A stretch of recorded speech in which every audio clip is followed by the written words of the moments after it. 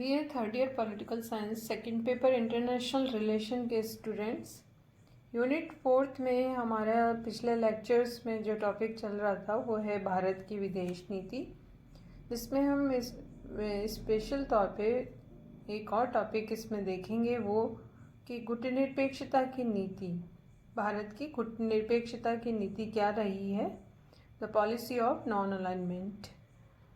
जैसा कि हमने पहले भी इस संबंध में चर्चा की थी कि 1945 में द्वितीय विश्व युद्ध समाप्त हुआ और विश्व राजनीतिक पटल पर दो महाशक्तियां उभर कर सामने आई।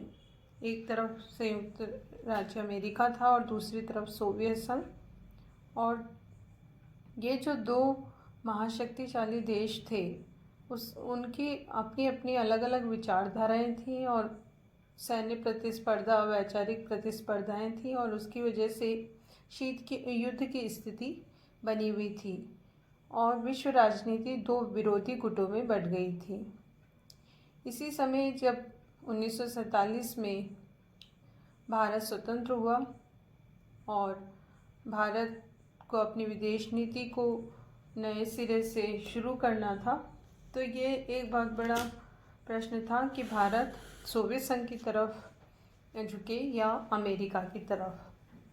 भारत अपनी स्वतंत्र विदेश नीति को अपनाना चाहता था, वह ना अमेरिकी गुट में जाना चाहता था ना सोवियत संघ, और इसीलिए भारत ने गुटनिरपेक्षता की नीति को अपनाना ही सर्वाधिक उचित समझा।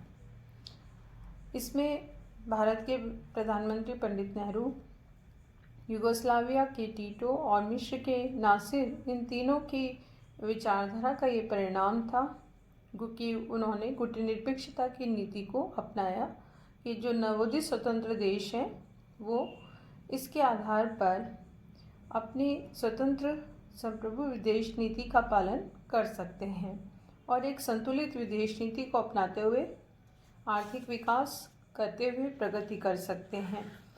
इसकी वजह से सैन्य गुटों से वो दूर रह सकते हैं और किसी प्रकार का दबाव इन देशों पर नहीं रहेगा। गुटनिरपेक्षता का अर्थ किसी भी गुट के साथ जुड़ा होना नहीं हुआ है।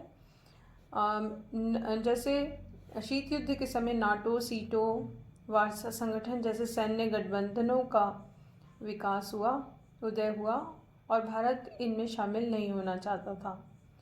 तो स्वतंत्र विदेश नीति का अनुसरण करना भारत ने उचित समझा और इसीलिए इस प्रकार की नीति को ही गुटनिरपेक्षता की नीति कहा जाता है। गुटनिरपेक्षता की नीति गुटों से पृथक रहने की नीति है और शीत युद्ध से दूर रहने की नीति है, लेकिन ये तटस्थता नहीं कही जा सकती। जहाँ भी दुनिया में गलत होता है भारत उसका विरोध करता है और जहाँ सही है उसका पक्ष भी लेता है। इसके साथ ही ये नीति निष्पक्षता की नीति है, जो भी निर्णय करेगा भारत निष्पक्ष होकर करेगा। साथ ही ये एक संतुलित नीति है। इस प्रकार भारत की गुटनिरपेक्षता की नीति को पलायनवाद की नीति भी नहीं कहा जा सकता और ये अंतर्राष्ट्रीय राजनीति में भाग लेते हुए एक संतुलित विदेश नीति का द्योतक है। इसके साथ ही भारत ने गुटनिरपेक्षता की ये नीति क्यों अपनाई, इसके कुछ प्रमुख कारण कहे जा सकते हैं। एक तो ये कि भारत बिना वजह अंतर्राष्ट्रीय स्तर पर हुए तनाव की स्थिति को पैदा करना उचित नहीं मानता और इस तरह के अंतर्राष्ट्रीय तनाव से दूर रहना पसंद करता है। दूसरा ये कि भारत अपनी स्वाधीनता को बनाए रखना चाहता था ताकि अंतर्राष्ट्रीय स्तर पर किसी भी तरह से किसी भी देश के बिना दबाव के भारत अपनी स्वतंत्र विदेश नीति को अपना सके। इसके साथ ही भारत अपना आर्थिक विकास करना चाहता था क्योंकि नया नया स्वतंत्र देश था। आर्थिक विकास और प्रगति के लिए सैन्य गुटबाजी से बंधने की जगह स्वतंत्र पूर्वक अपनी नीति का अनुसरण करना ज़्यादा उचित था। इसलिए दोनों ही महाशक्तिशाली देशों से सहायता मिलती रहे। इस उद्देश्य से आर्थिक विकास करने के उद्देश्य से भारत ने गुटनिरपेक्षता की नीति को अपनाना उचित समझा। और कुछ भौगोलिक कारण भी थे कि भारत की जिस तरह की भौगोलिक स्थिति है उसके अनुसार साम्यवादी देशों से हमारी सीमाएं टकराती हैं। पश्चिम और पूर्व में जो देश हैं उनके साथ मिलकर भारत को चलना है, और पश्चिमी देशों से भी आर्थिक सहायता मिलती रहे, और साम्यवादी जो देश हैं पड़ोसी उनसे भी अच्छे संबंध बने रहे और सहायता मिलती रहे। इन्हीं उद्देश्यों को ध्यान में रखते हुए ये कुछ ऐसे कारण भी कहे जा सकते हैं जिसके द्वारा भारत ने अपनी गुटनिरपेक्षता की नीति को ही अपनाना उचित समझा। गुटनिरपेक्षता की नीति एक गतिशील नीति है, और भारत के संदर्भ में अगर हम बात कर रहे हैं तो अलग अलग समय में इसको हम सुनिश्चित करते हुए स्पष्ट कर सकते हैं। और ये हम कह सकते हैं कि गुटनिरपेक्ष नीति के विभिन्न चरण हैं, जिसको एक एक करके अगर हम देखें तो ये नीति स्पष्ट होती है। एक तो हम देखेंगे 1947 से 1950 का दौर। प्रारंभिक जो वर्ष थे स्वतंत्रता के बाद में 1947 में हम स्वतंत्र हुए, और उसके बाद भारत ने अपनी विदेश नीति का प्रमुख सिद्धांत गुटनिरपेक्षता का रखा। प्रारंभ में ये एक अस्पष्ट नीति रही, और कई बार इसको तटस्थता भी कह दिया गया, सकारात्मक तटस्थता भी इसका पुकारा जाने लगा। प्रारंभ में अंतर्राष्ट्रीय मामलों में भारत ने पश्चिमी गुट की तरफ झुकी हुई नीति अपनाई, जिसमें ब्रिटेन और अमेरिका से वैज्ञानिक, आर्थिक, तकनीकी सहायता प्राप्त की गई। पश्चिमी जर्मनी का भारत ने समर्थन करते हुए उसको मान्यता दी। तो इस तरह से इस टाइम पीरियड में भारत पश्चिमी गुट की तरफ झुका रहा। 1950 से 1957 में हम देखें तो कुछ परिवर्तन आया, जिसमें 1953 में जब सोवियत संघ में स्टालिन की मृत्यु हुई तो उसके बाद सोवियत संघ के प्रति भारत के दृष्टिकोण बदला और उसकी तरफ झुकाव होने लगा। उदार नीति अपनाई जाने लगी, लेकिन इसका परिणाम ये हुआ अमेरिका के साथ भारत के संबंधों में कटुता आने लगी, और सोवियत संघ ने इस समय में भारतीय नीति का हमेशा समर्थन किया। दोनों नेताओं ने एक दूसरे देशों की सद्भावना यात्रा की, व्यापारिक और आर्थिक संबंध अच्छे बने। इस तरह से यहाँ इस समय में हम फिर परिवर्तन देखते हैं। तीसरा चरण 1957 से 1962 का रहा। इसमें फिर से भारत ने 1957 के बाद पश्चिमी गुट की तरफ झुकाव बढ़ाना शुरू किया, और इसमें कारण ये था कि भारत में इस समय आर्थिक संकट था और अमेरिका से काफ़ी सहायता प्राप्त हो सकती थी। इसीलिए इस समय जो प्रधानमंत्री थे पंडित नेहरू, उन्होंने अमेरिका की सद्भावना यात्रा की और वहाँ से काफ़ी आर्थिक सहायता भी भारत को प्राप्त हुई। इसके बाद अगर हम देखें 1962 का कार्यकाल, तो इस समय 1962 में चीन ने भारत पर आक्रमण किया, और इस काल को गुटनिरपेक्षता की नीति की अग्नि परीक्षा भी कहा जाता है। कुछ आलोचक ये कहते हैं कि गुटनिरपेक्षता की नीति उचित नहीं थी।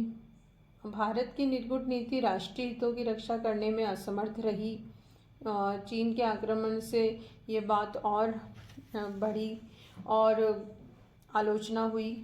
गुटनिरपेक्षता की नीति को पंचशील के शांतिवादी सिद्धांतों पर आधारित बनाते हुए भी नीति को अपनाया गया। ये वो समय था जब एक चुनौती के रूप में गुटनिरपेक्षता की नीति भारत के सामने खड़ी हो गई थी। आलोचनाओं के कारण कई बार ये लगा कि ये उचित है या नहीं ये नीति, लेकिन फिर भी ये कहा जा सकता है कि भारत ने जो ये नीति अपनाई थी प्रारंभ में, ये भारत के लिए उचित ही थी, क्योंकि इसमें भारत को नुकसान तो हुआ चीनी आक्रमण के कारण, लेकिन असंलग्नता की नीति एक लंबे समय की नीति थी और दीर्घकालीन इसके फायदे भी थे। इसलिए इस नीति को त्यागा नहीं जा सकता था और इसे कंटिन्यू रखा गया। 1900 अगला अगर हम चरण देखें 1965 का, तो इस समय फिर चुनौती बनकर सामने आई घटना वो थी भारत पाक युद्ध। और इस समय हम अपनी गुटनिरपेक्षता की नीति पर फिर प्रश्न चिन्ह लगते हुए देखते हैं, क्योंकि भारत और पाकिस्तान के बीच में जब ये युद्ध की स्थितियां बनी तो उस समय ये लग रहा था कि किसी एक पक्ष की तरफ यदि झुकाव होता या गुट में भारत होता तो इस तरह की स्थितियां नहीं बनती। लेकिन फिर भी इस समय सोवियत संघ ने भारत का पूर्ण साथ दिया। भारत सोवियत मैत्री संधि भी इस समय हुई, जिसका फ़ायदा भारत को प्राप्त हुआ। और 1971 के भारत पाक संघर्ष में ये संधि भारत को एक नया विश्वास, आत्मसम्मान प्रदान करने में सहायक सिद्ध हुई। भारत सोवियत मैत्री संधि ने दक्षिणी एशिया में भारत की स्थिति को, सुरक्षा को मजबूत भी किया। इसके साथ ही दोनों देशों के नेताओं के बीच में काफ़ी अच्छा संवाद रहा और सहयोग का नया क्षेत्र भी इस संबंध में खुला।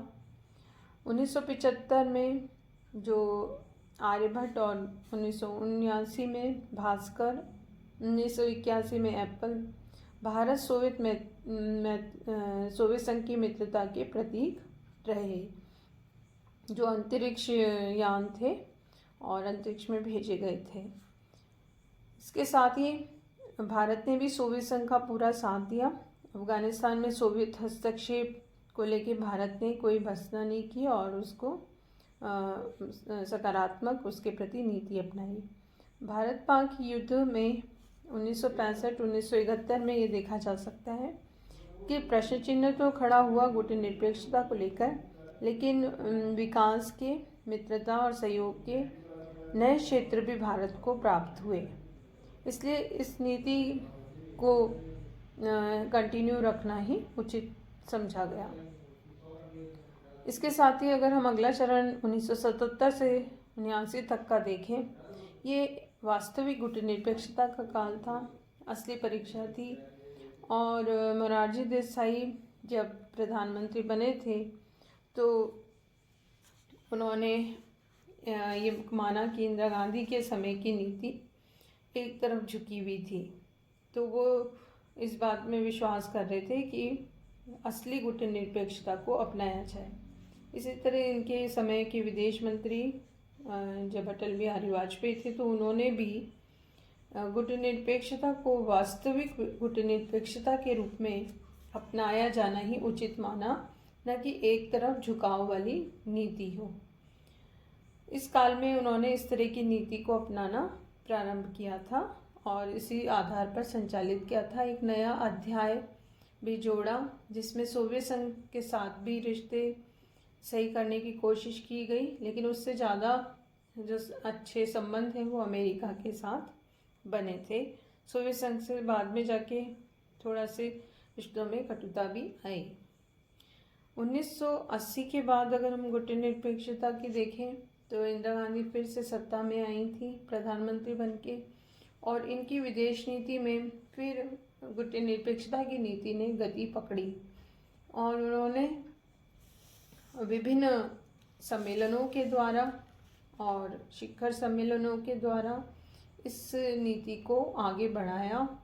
चाहे वो ग्रुप 77 की बैठक हो, चाहे वो दिल्ली में 1983 में हुआ गुटनिरपेक्ष 7वां शिखर सम्मेलन हो, विभिन्न प्रयासों के आधार पर, विचार विमर्श के आधार पर उन्होंने गुटनिरपेक्षता की नीति को सफल बनाया। इसके बाद जब प्रधानमंत्री राजीव गांधी सत्ता में आए तो उन्होंने गुटनिरपेक्ष आंदोलन को और आगे बढ़ाते हुए विश्व शांति का आह्वान किया, दक्षिण दक्षिण सहयोग को बढ़ावा देने पर जोर दिया। इसके बाद जब प्रधानमंत्री नरसिम्हा राव बने तो उन्होंने इस गुटनिरपेक्षता के शिखर सम्मेलनों के मंच से आतंकवाद के खिलाफ कड़ा रुख अपनाने का संदेश दिया और इसे ख़त्म करने की बात कही गई। साथ ही उन्होंने जो दक्षिण सहयोग, नवीन अंतर्राष्ट्रीय अर्थव्यवस्था को भी बढ़ावा देने की बात की, आर्थिक असंतुलन को दूर करने का आह्वान किया। इसके बाद जब प्रधानमंत्री डॉक्टर मनमोहन सिंह सत्ता में आए तो उन्होंने भी गुटनिरपेक्ष देशों के आधार पर इसके शिखर सम्मेलनों के द्वारा आतंकवाद के खिलाफ एकजुट होने का संदेश दिया और उन्होंने इसके साथ ही नई वैश्विक अर्थव्यवस्था को बढ़ावा देने पर जोर दिया। ऊर्जा आपूर्ति, गरीबी का नाश हो और जलवायु परिवर्तन जैसी जो चुनौतियां हैं अंतर्राष्ट्रीय स्तर की, उस पर सुधार करने और बल देने पर जोर दिया। इसके बाद जब प्रधानमंत्री नरेंद्र मोदी सत्ता में आए तो उन्होंने भी गुटनिरपेक्षता को मंच बनाते हुए, इसको औचित्यपूर्ण और प्रासंगिक बनाते हुए विभिन्न महत्वपूर्ण अंतर्राष्ट्रीय प्रश्नों को उठाया। हाल ही में जो शिखर सम्मेलन हुआ कोविड-19 के अंतर्गत, तो उन्होंने इसके माध्यम से इस चुनौती से लड़ने के लिए संपूर्ण विश्व को एकजुट होने का आह्वान किया, वैश्विक एकजुटता की बात कही। तो निरंतर हम देखते हैं कि प्रथम प्रधानमंत्री से लेकर और वर्तमान प्रधानमंत्री तक सभी ने इस गुटनिरपेक्षता की नीति का पालन करते हुए इसको सफल बनाने की कोशिश की है। और इसी कारण चाहे आज शीत युद्ध समाप्त हो गया है और सैन्य गुटबाजी नहीं है, लेकिन उसके बावजूद भी इस गुटनिरपेक्षता की नीति को औचित्यपूर्ण और प्रासंगिकता प्रदान की गई है।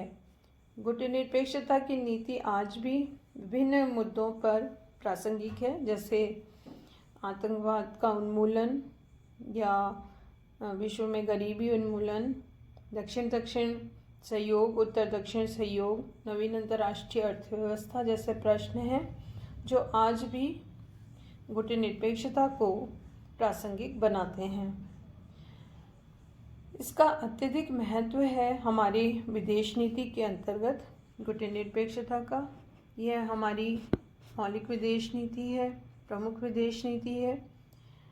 महत्व होने के बावजूद भी डॉक्टर वेद प्रताप वैदिक ने अपनी पुस्तक भारतीय विदेश नीति नए दिशा संकेत, इस पुस्तक में उन्होंने गुटनिरपेक्ष नीति की आलोचना भी की है और विभिन्न आधारों पर ये इसका विश्लेषण करते हुए कुछ कमियां उजागर करते हैं और ये मानते हैं कि ये यथार्थवादी विदेश नीति नहीं है।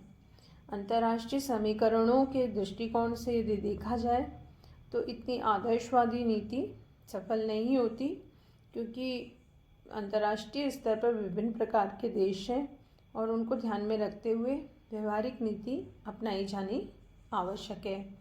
इन्होंने ये भी आलोचना की है कि गुटनिरपेक्षता की परिधि में बंधना नहीं चाहिए और जो विदेश नीति है उसका दायरा बहुत व्यापक है, उसको ध्यान में रखते हुए ही कार्य करना चाहिए। राष्ट्रीय हित को प्राथमिकता देना आवश्यक है, क्योंकि जितने भी महाशक्तिशाली देश हैं, चाहे अमेरिका हो, ब्रिटेन या सोवियत संघ, ने भी अपने राष्ट्रीय हित को प्राथमिकता हमेशा दी।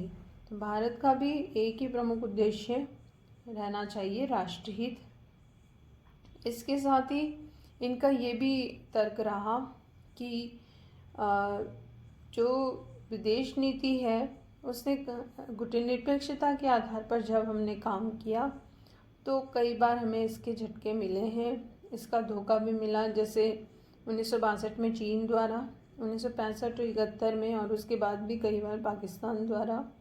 तो ये जो हमारे साथ गुटनिरपेक्षता की नीति के कारण धोखे हुए हैं, उसके वजह से भी इस नीति को सफल नहीं माना जा सकता, व्यवहारिक नहीं माना जा सकता। गुटनिरपेक्षता की नीति को इन्होंने कहा है स्पष्ट करते हुए कि शक्तिहीनता को छुपाने के लिए हमने इस नीति को अपनाया, जो कि उचित नहीं था। तो इस तरह की नीति की जगह हम स्वतंत्र शब्द का प्रयोग करते तो ज़्यादा उचित होता। तो स्वतंत्र नीति को अपनाना ही ज़्यादा प्रासंगिक था, न कि गुटनिरपेक्षता की नीति को अपनाया। इन आलोचनाओं के आधार पर ये स्पष्ट करना चाहते हैं कि गुटनिरपेक्षता की नीति के आदर्श से निकलकर भारत को राष्ट्रीय हित के यथार्थ की नीति को अपनाया जाना चाहिए। एक और विचारक हैं डॉक्टर वीपी दत्त। उन्होंने भी अपनी पुस्तक इंडियाज़ फॉरेन पॉलिसी में लिखा है कि गुटनिरपेक्षता का सिद्धांत विदेश नीति का दिशा सूचक रहा है, क्योंकि इससे राष्ट्रीय हितों का संवर्धन हुआ है। इसलिए जहां इन्होंने डॉक्टर वेद प्रताप वैदिक ने इसकी आलोचना की है, वहां वीपी दत्त इसकी प्रासंगिकता और महत्व को स्पष्ट कर रहे हैं अपने कथन से। और इसलिए ये कहा जा सकता है कि 1947 से आज 2020 तक यदि हम इसका ओवरऑल विश्लेषण करते हैं, निष्कर्ष निकालते हैं, तो यही कहा जा सकता है कि उतार चढ़ाव रहे हैं गुटनिरपेक्ष नीति के, लेकिन उसके बावजूद भी गुटनिरपेक्षता की नीति ही हमारे देश के हित में रही है, राष्ट्रीय हित में।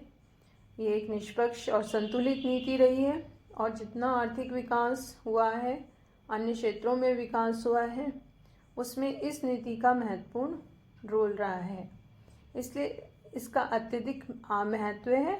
आज के अंतर्राष्ट्रीय परिदृश्य में भी कई नए मुद्दे हैं जिनको देखते हुए आज भी ये नीति महत्वपूर्ण है और प्रासंगिक